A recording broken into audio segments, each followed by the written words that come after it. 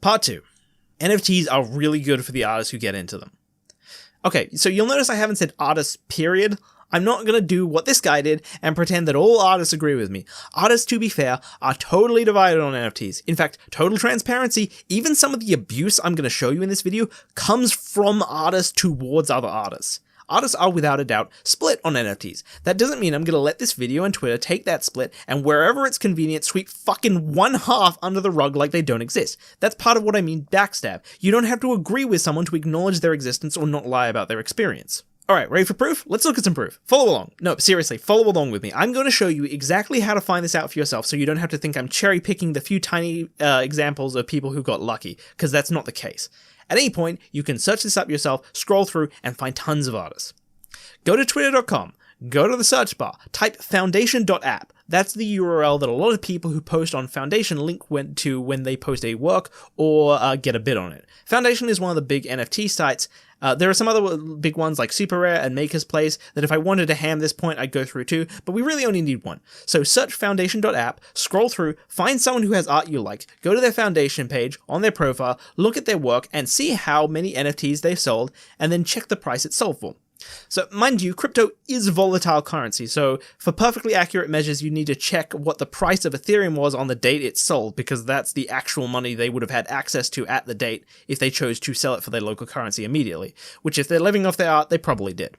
If you're feeling a little frisky, maybe do a reverse image search to see if the art was stolen from somewhere else, although I've done this myself for each example I'm going to use. I was going to show the results of that on screen for each artist, but it doesn't really tell you anything at a glance. Sometimes it'll like show a link to a different Twitter account and you're like, oh, maybe it is stolen, but then you go there and it doesn't even like take you directly to the tweet and you have to like scroll through and it's always like another NFT artist who has a completely different style and it turns out they literally just retweeted the art and that's why it shows up. It's a bit silly. I remember when like reverse image search used to give you like a nice clean, no results found. That would have been nice.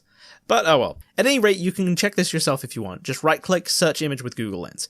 But generally, you can tell at a glance that none of these are stolen because they have none of the usual indicators. All these accounts are highly active, they all talk with other artists, have their own personalities, like and retweet stuff they like, plenty of them post work in progress and teasers to new pieces, and all of their NFTs are posted slowly over time with high reserve prices, implying they're actually taking time to make the art rather than just re-uploading as fast as possible to make any amount of money as fast as possible because they don't actually make the art and also fear getting the legitimacy nuked at any point. Anyway, pretty much everyone I'm about to show you I found from this method of searching foundation.app on Twitter.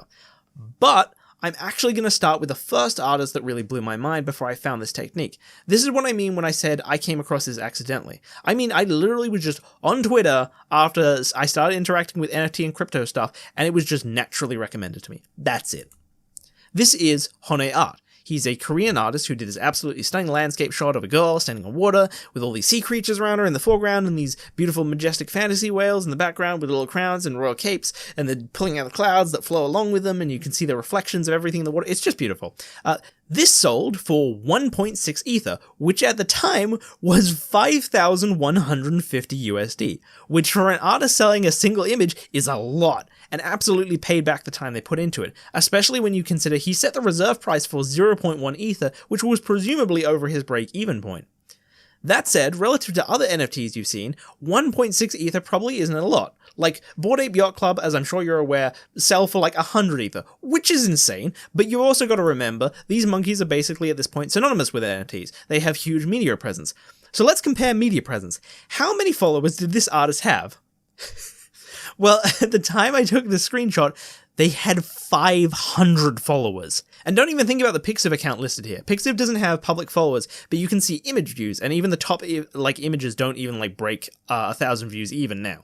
It's also worth noting that not only was this artist and NFT not advertised on Pixiv anyway, but Pixiv is a Japanese website and the NFT sold on an English-speaking website to an English-speaking collector with only other bidders seemingly being English-speaking too. It doesn't seem like the Pixiv account is relevant. But it gets even crazier.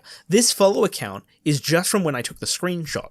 That was after the auction for this ended. This is the first NFT sold on this account and is the second most popular tweet in the account's history with 53 retweets. Most of even his recent posts have barely broken 20 likes. So in all likelihood, before this NFT, this account had next to 0 followers. Remember the claim. The claim was, NFTs don't help artists at all, and if they did, it was only from people who got in early, and if not, it was because they had a large following and media presence.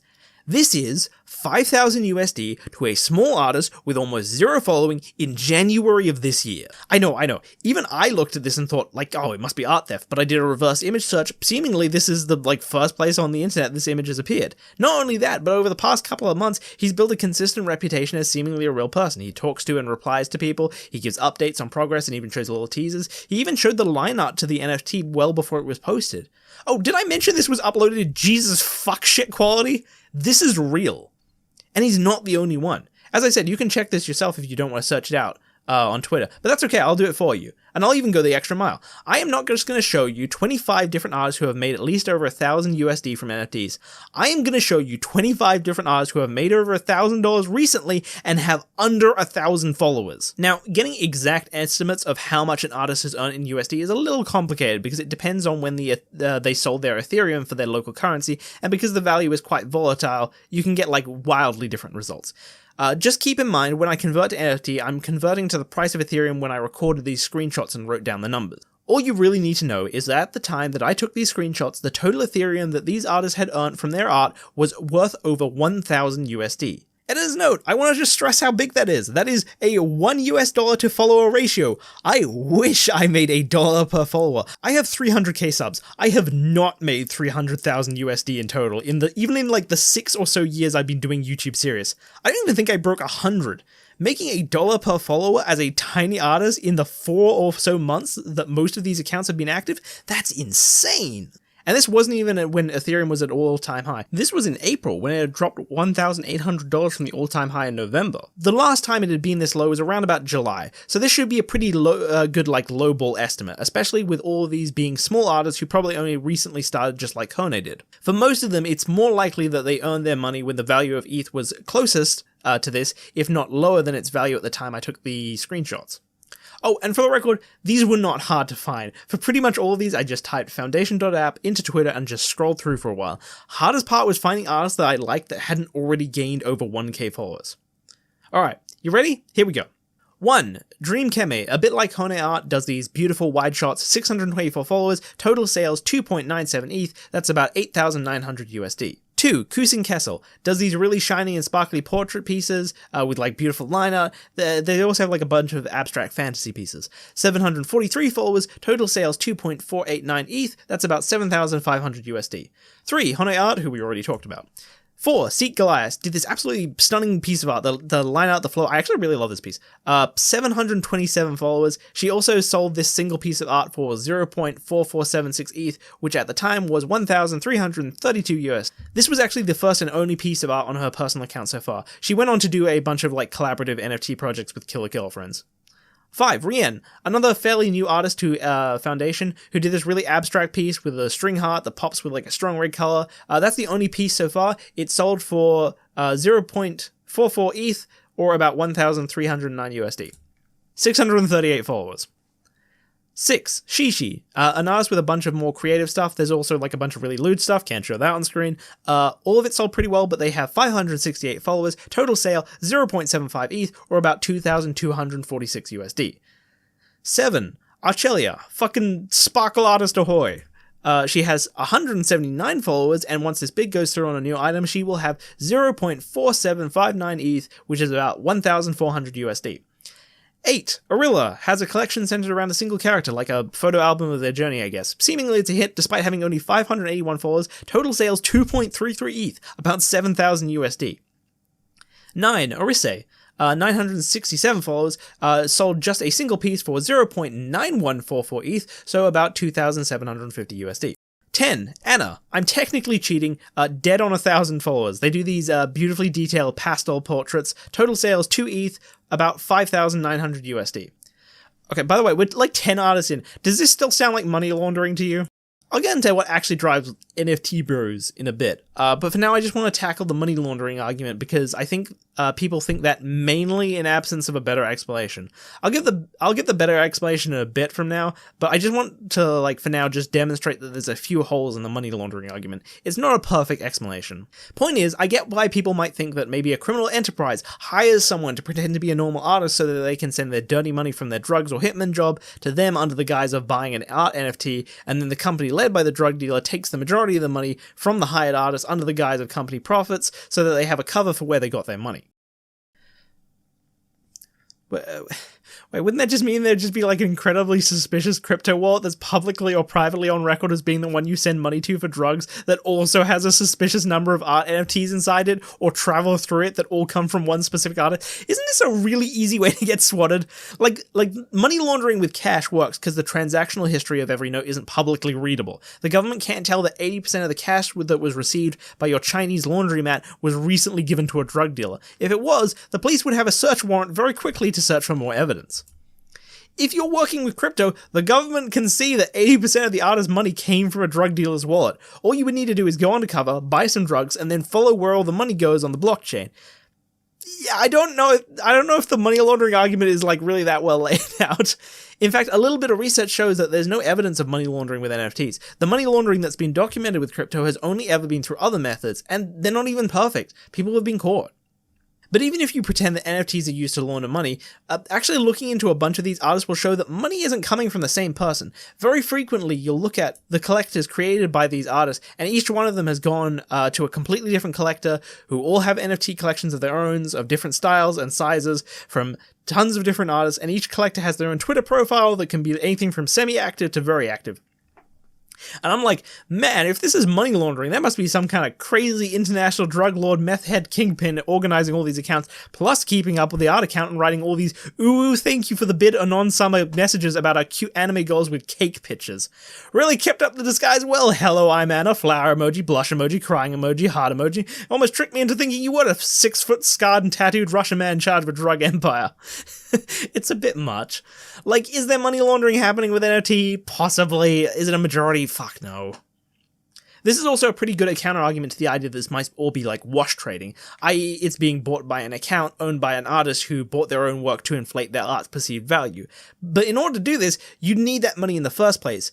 But many of these people supposedly wash trading are small artists. You don't pump 5k USD into the Ethereum network to buy your own work as a small-time artist. That's a big investment for an artist trying to pay rent. Not only are there many artists and small artists with not that kind of money, but also because you can see the multiple collectors for any given artist and the half a dozen other things they've collected from other artists, wash trading seems unlikely. Some of these collectors have money for 600 plus NFT collections. I'm pretty sure the small artist with under 1,000 followers isn't behind it. There's also the fact that, like, are you really going to tell me that these absolutely unhinged happy Twitter posts about seeing their art being bought were fake? The idea that someone typed this with a straight face, I'm not buying it. Anyway, continuing on. 11. Toya. They do these really pretty landscapes of things like flowers and wheat, and they always have this like one curly haired character in them. They feel very Ghibli-esque. 715 followers, 5.1893 ETH, 14,833 USD. 12. Parado. Another loot artist, can't show that on screen, but she has some less loot stuff that sold for like 0.25 ETH by itself, but most of their money comes from their Love Ex Machina collection. Total followers 857, total sales 1.57 ETH, or about 4,600 USD. 13. Nors, a more simplistic anime-style artist with a good sense of color and style. 590 followers, has one collection with 0.82 ETH sales combined with 2 extra pieces worth 0.26 ETH for a total of 1.08 ETH, about 3,100 USD.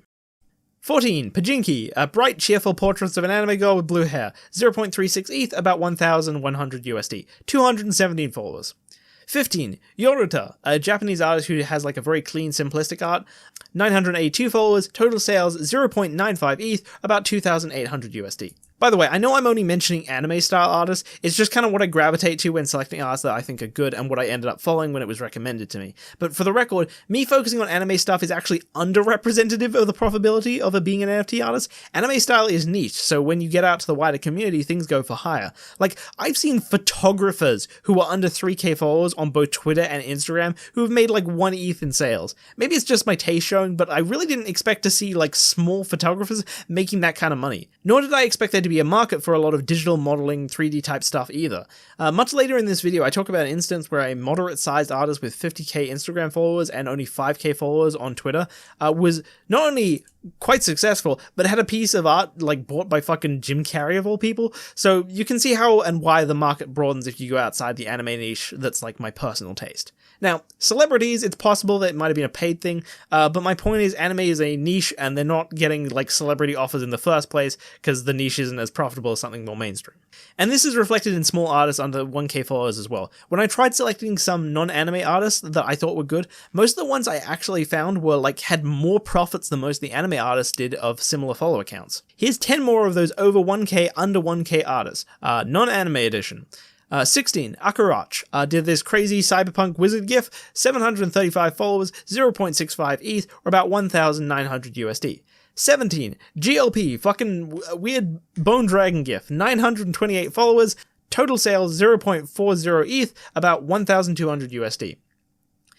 18, Wonderland After Dark, does these really detailed and realistic portraits that are sometimes GIFs with a lot of moving motifs. 256 followers, total sales 0.7636 ETH, about 2,253 USD. As a note, this account's name wasn't After Dark, it was an After Dark account. The main account with 10k followers was indicated by sun emojis instead of anything not cryptic, so I missed it. Instead, I'm going to replace this entry with Curry, an artist who I found later, and I'm also going to bring up later in the video, but they're also under 1k over 1k. I suppose I said this was supposed to be a non-anime section, wasn't it? I'm too lazy to find another sub 1k account though. Now that it's like August 21st as I write this, it's admittedly like a lot hard to find sub 1k accounts when it's like not something like niche like anime. It's okay, I'll talk more about small photographers and graphic designers a bit more later to make up for it. They're just not perfectly under 1k followers. 19, Choco Feline, does a more realistic painterly style. Their collection For Your Eyes Only has 0.63 ETH in total sales, about 1,000 USD. In spite of that, 353 followers. 20, Kimi Mutani does... Wow, what the fuck is going on? This is amazing. This one hasn't sold yet at time of writing, but they have 808 followers, and their other NFTs make up 0.84 ETH in total sales, about 2,500 USD.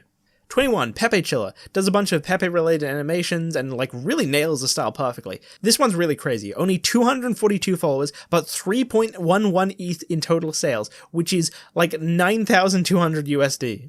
200 followers and almost 10 grand, what the fuck is that? For the record, Pepe art is pretty popular in these spaces for some reason, so I think a lot of these purchases came from Foundation's search function and not social media, but the point still stands. You can be very successful as an absolutely fucking tiny artist. That said, you know what's not anime and not Pepe art?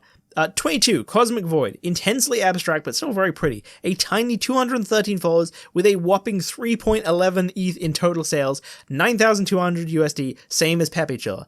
23, Fluke's Fluke, crazy detailed, almost like Where's Waldo-esque art. 738 followers. I really wouldn't have guessed this one, but this is actually the highest earning under 1k artist I have on this list. 3.827 ETH, about 11,300 USD. They're from Thailand, so I wonder if this is like some kind of cultural significance behind this character. Like, I don't know, maybe it's the Thailand equivalent of Pepe. It's stupid. 24, Mr. Num's art. I feel like I'm on acid. 447 followers, 0.51 ETH, 1,500 USD. And finally, 25, Elaherf, 944 followers and like really creepy looking art. 0.49 ETH in total sales, about 1,500 USD. So there you go, 25 small artists, all made over 1,000 USD while having less than 1,000 followers. For the record, I didn't think to make sure that there weren't any alternate accounts until like 4 months later. So about 3 or 4 of these have Instagram or main Twitter accounts with a bit over 1,000 like 4 months after I did the screenshots of the NFT accounts. So they were probably below 1,000 before. But just to be safe, I took out anything over 2k. It's also worth knowing that most of these people didn't even advertise their NFT accounts on their Instagram, presumably because of backlash. They only linked their NFT account to their Instagram and not the other way around. The only real exception I'm making to this is Cosmic Void, who has 4k followers on his Instagram with a link to an old account with 20k, but neither of these link back to his NFT accounts and the only like the other way around. Even his 20k account is just for showing off tattoos, and there's like literally isn't a single reference or link to their NFTs on the page. Even the one time he showed a design that'd be used in part for an NFT design. For the record, all this isn't to say that I haven't seen good art that hasn't sold, right? Like, here's an example I found quite recently, but keep in mind, when I took this screenshot, this was still, like, on sale for $1,000 fucking dollars. Gas prices are, like, around $50 and are higher or lower at certain times and dates. The general process for selling art as NFTs is you set your starting bid high, but if you get no bites, you drop the price a bit. So while, yes, this artist has technically taken losses, there's a whole number of prices that this could be lowered to before you could truly say that they've taken losses. There's also examples like Hone Art, who started super low in an auction and made a shit ton, and artists like Hane Fiduzi, who make this like really dope skeleton art that I'm honestly hasn't surprised that it's like gone for more. He was on this list with 200 followers and 0.40 ETH in sales, but then I realized he has a plus 10k Instagram account. Anyway, he auctioned his work fairly high at first, but then brought them down over time, and ended up selling a number of pieces for a comparatively lower profit, but still not that low. I'm yet to see a good artist drop their art all the way down to gas price just so they could tap out even. Not even close. Actually, that's not totally true. At the very end of scripting this video, I found Theobald's, who makes these really cool pirate landscapes that they've sold for 0.05 to 0.09 ETH each. But that's still like 90 USD to 160 USD at time of writing. But that's still usually double the break-even point on a good day. Sorry, no, I tell a lie. That $50 estimate I just gave you comes from ages ago when Ethereum had a boom of people on the network. When I took these screenshots after things had settled back down, cost of minting on Foundation is like 30 USD. Hell, as I'm writing this, it's gone down to like 16. So even this guy with like the lowest prices I've seen from an artist I considered good is making his money back. And I have been looking. Oh, also, I only just realized Theobald's actually uses AI in his work. That's why there's like a bit of weirdness in his works and why it's cheaper. It's because it's easier to produce. Furthermore, I've even tried to watch and keep track of certain artists myself a couple of times. There was an artist called Bago Sangito who was under 1k followers at the time, and their first work hadn't sold, but I thought it was pretty good, so I'm like, I'll follow him anyway and see if it sells. He sold it within a week. But even if you pretend they sold it when I took this video on June 19th, they still made more than you would with commissions. For context, this animation that I had commissioned has more movement but less detail, only costed me like $150. Again, I fully encourage you to go see this for yourself. Just find one of the artists, follow them and watch them closely for a while. Even though the market is significantly down on June 19th as I type this, when you take into account the lowering gas fees, way smaller artists are still making way better money than normal size artists do on commissions, with way more artistic freedom too. Although, perhaps this isn't good enough because the other side has statistics. Part 2, Tangent A, Dodgy Statistics.